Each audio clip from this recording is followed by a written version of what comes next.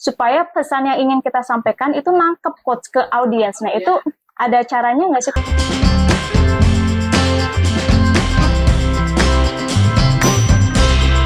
Halo teman-teman semuanya, balik lagi dengan aku Vika di Curhat Sales. Nah, di Curhat Sales kali ini kita akan membahas lagi nih tentang presentasi. Nah, mau tahu lebih dalam terkait presentasi? Yuk kita langsung aja simak dan juga bahas dengan Coach Arif. Halo Coach. Halo. Oke, kita lanjut nih ya Coach ya. Lanjut ke tahap presentasi yang selanjutnya. Nah, kalau misalkan tadi itu kan kita sudah membahas itu ya Coach ya. Presentasi yang ideal itu seperti apa sih gitu. Nah, kalau misalkan sekarang Coach, supaya si customer atau audiens itu tertarik sama kita, berarti kan kita harus punya teknik kali ya Coach Atau ya? informasi. Iya, informasi atau teknik seperti itu supaya pesan yang ingin kita sampaikan itu nangkep Coach ke audiens. Nah, itu ada caranya nggak sih Coach? Ada. Saya akan sharingkan 6 metode bagaimana informasi itu bisa nempel di dalam pikiran, gitu ya. Keren tuh, Coach. Nah, yang pertama, nanti akan saya sebutin satu-satu, dan kemudian nanti baru saya jelaskan, saya bagian. Ada 6 kualitas informasi supaya nempel di pikiran customer nih. Oke. Nah, jadi yang pertama adalah simplicity. Jadi informasinya harus hal-hal yang disukai oleh si audience. Nah, yang kedua adalah unexpectedness, yaitu adalah kondisi yang dimana bahwa ini hal-hal yang nggak terduga. Iya. Nanti akan saya jelaskan lebih lanjut. Yang ketiga adalah konkret. Ini masuk akal apa enggak? Konkret gitu ya. Iya. Jadi ini bisa dikerjakan atau enggak? Kebanyakan orang adalah membuat presentasi kelihatannya nggak make sense. Iya, betul. Ya kayak dukun aja misalnya ya. Bagaimana teknik dengan cuman hanya kedipin mata penjualan terjadi? Nah, itu juga Terlalu tinggi gitu. kalau ya, kalian Coach, nggak ya. masuk akal. Iya. Yang keempat adalah kredibilitas. Kredibilitas berarti adalah siapa yang berbicara atau siapa yang menyampaikan atau perusahaan yang akan menyampaikan. Yang kelima adalah emosi. Dan yang terakhir adalah bagaimana membuat emosi tersebut dengan digabung dengan unsur cerita di dalamnya. Storytelling berarti. Storytellingnya di dalamnya. Oke. Nah, kita kan bahas satu-satu ya setiap Oke. bagiannya. Nah, kita bahas satu-satu ya. Iya. Yang pertama kan tadi simplicity. Simplicity. Simplicity itu gampangnya sederhana gini. Kan audiens kita siapa? Audiens kita adalah C-level. C-level itu adalah level chief. Namanya C-level itu chief. Oh, Chief itu kepala. Mm-mm. Atau bos-bosnya. GM-nya gitu ya Coach ya. Bukan malah. Direkturnya. Jadi Malah direkturnya. direkturnya. Jadi C-level itu adalah posisi board of director, bos-bos di atas. Kira-kira kalau board director itu kan maunya yang sederhana aja. Yang simple, sederhana, nggak rumit-rumit gitu ya. To the point gitu. To the Coach, ya. point. Nah, kebanyakan perusahaan kadang-kadang ketika presentasi, dia malah menjelaskan tentang company profile yang sebenarnya nggak dibutuhkan oleh si C-level. C-level tuh sibuk banget. Iya sih. Betul. C-level, kita minta waktu dia 15 menit aja udah berguna banget, bener-bener penting banget. Saya kasih contoh gini ya, ini contoh, ini kenyataan nih, bener menarik nih. Jadi waktu itu saya pernah diajak meeting sama C-level. Iya. C-levelnya muncul 3 orang, dan sisanya berikutnya adalah GM, director dan sebagainya. Bukan, director, manager dan sebagainya. Pada saat saya meeting, ya dia janji minta saya berangkatnya subuh. Meetingnya bener-bener ribet, bukan subuh sih ya, berangkatnya subuh, tapi meetingnya jam 6 pagi. Menurut saya meeting jam 6 pagi ini mah kebangetan, bercanda gitu. Benar. Pada saat saya datang sana, ternyata mulainya tidak jam 6. Jam berapa Coach? 6.45. Oke. Dan saya nunggu di mana di dalam ruangan tersebut satpamnya nyalain lampu, orang lampunya masih mati. Dan Belum pada berangkat gitu ya Coach? belum, nggak tahu udah berangkat apa enggak. Pokoknya 6.45, 6.15 baru muncul satu-satu. Saya udah pagi-pagi datang dan sebagainya. Nah, ketika saya presentasi kepada mereka, sisi level itu kan adalah orang penting. Dia sibuk banget. Jadi saya harus menjelaskan yang sangat sederhana bagaimana membuat si level langsung Iya. ini yang gue butuh. Ya, selesai dong, presentasi selesai nih. Akhirnya kemudian project tersebut ada lagi orang berikutnya. Ternyata dikumpulin jadi satu. Oke. Ini menarik buat saya.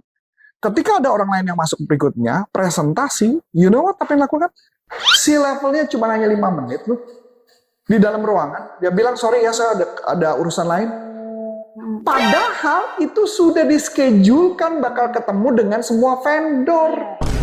Tapi kenapa bisa jadi orang yang menjelaskan berikutnya nggak simple, Bertele-tele gitu ya? bertele-tele, tidak menjawab dari problemnya mereka. Itu yang pertama.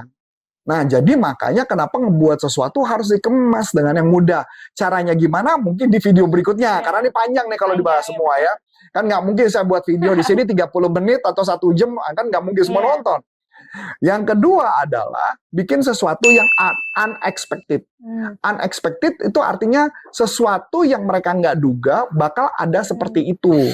Misal contoh, kita bilang begini, kalau mau menurut Anda, cara jualan yang baik adalah, misalnya ngomong, cara jualan yang baik adalah kita push karyawan kita gila-gilaan sampai mereka stres dan mereka bekerja maksimum.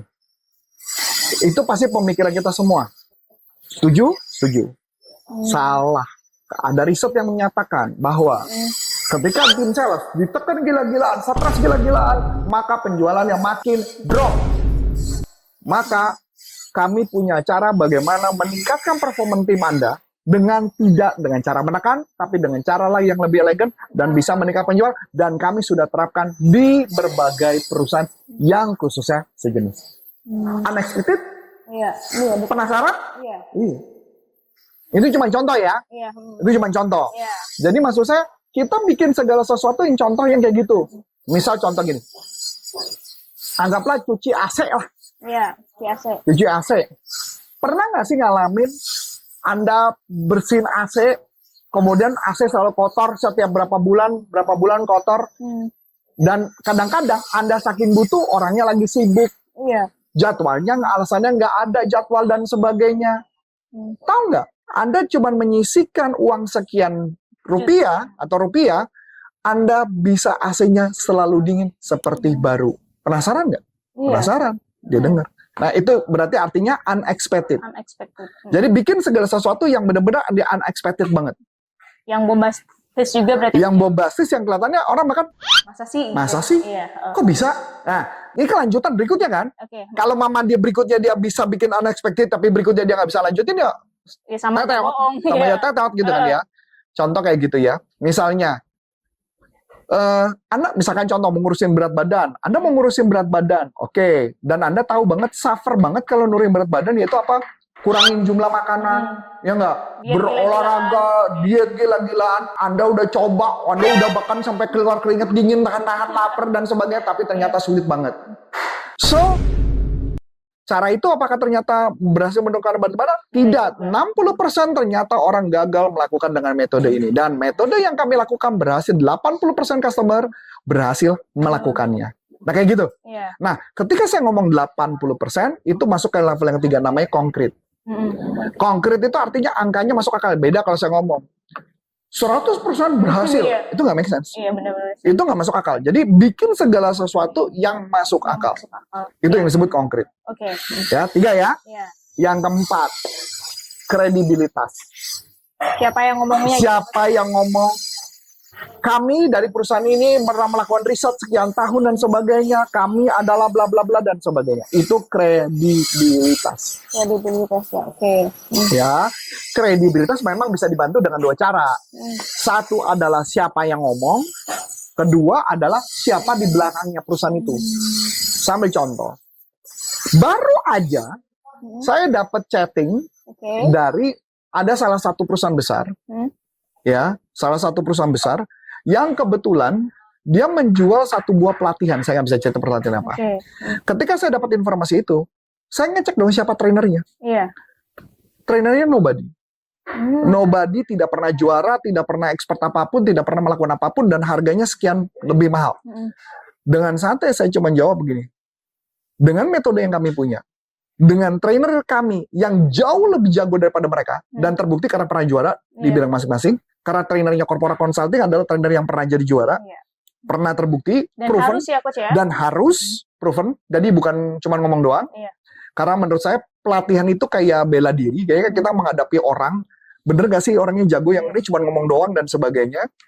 Nah, dan metode kami bisa langsung diterapkan, bisa meningkatkan omset berapa persen. Nah, itu cara saya membangun kredibilitas. Kalau saya kredibilitasnya diadu sama perusahaan dari Amerika, nama saya pasti kalah. Nama perusahaan saya, corporate consulting, dengan perusahaan lain. Tetapi orang yang di dalamnya, yang membuat metodenya, itu yang membuat beda. Kenapa?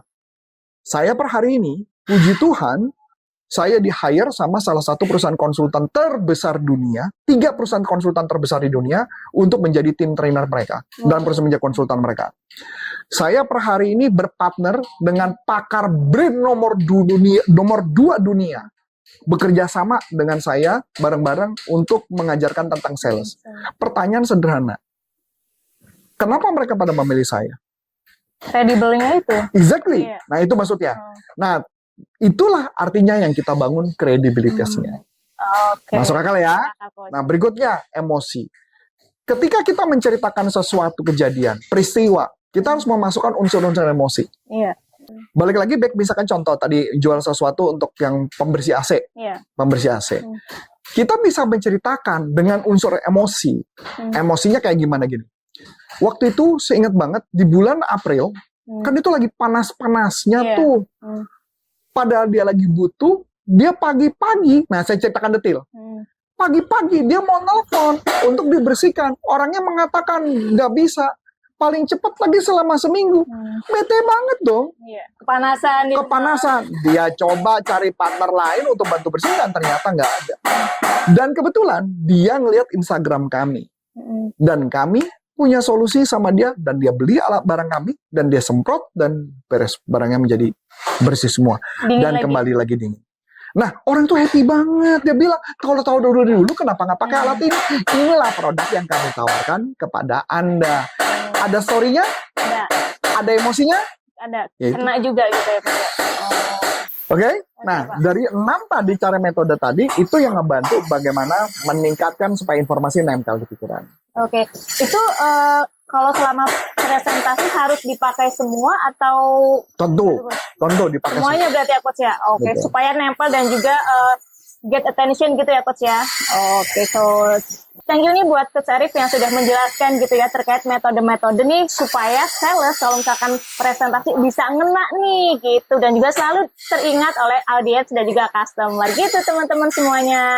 Akhir kata dengan saya Vika Dan saya Coach Antoni Syarif. Sampai jumpa. Salam performance. performance.